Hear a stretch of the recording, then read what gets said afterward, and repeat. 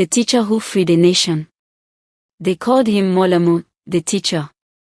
Not because he ruled with force, but because he believed in teaching his people the power of unity, freedom, and dignity. His name was Julius Kambarage Nyerere, and he would lead Tanganyika, later Tanzania, from colonial rule to independence, shaping the dreams of millions. Julius Nyerere was born in 1922 in Ujamaa, a small village near Lake Victoria.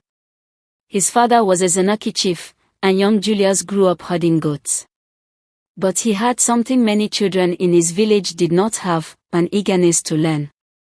He walked long distances to school, studied hard, and later earned a scholarship to study in Uganda, and then in Scotland, becoming one of the first Tanganyikans to study abroad.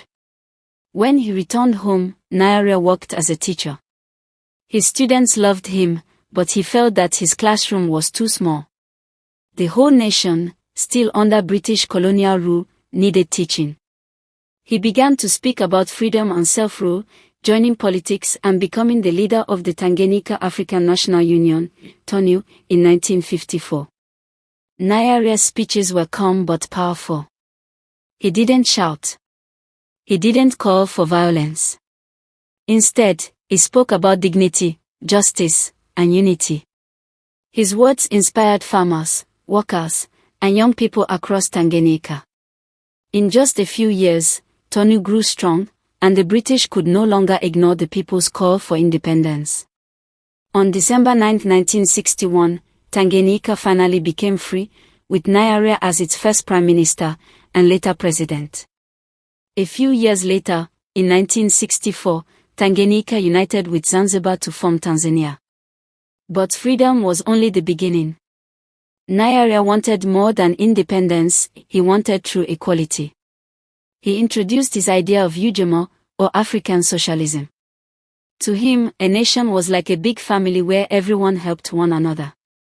He encouraged people to live and work together in villages, share resources, and build schools and clinics. At first, Ujamaa inspired hope. Tanzania made great progress in education and healthcare. More children went to school, and people felt a strong sense of community. But the plan also faced big problems. Moving people into communal villages did not always work, and the economy struggled. By the 1980s, Tanzania faced poverty and debt. Even so, Nyerere was admired across Africa and the world. He lived simply, without riches or luxury, and he never clung to power. In 1985, he stepped down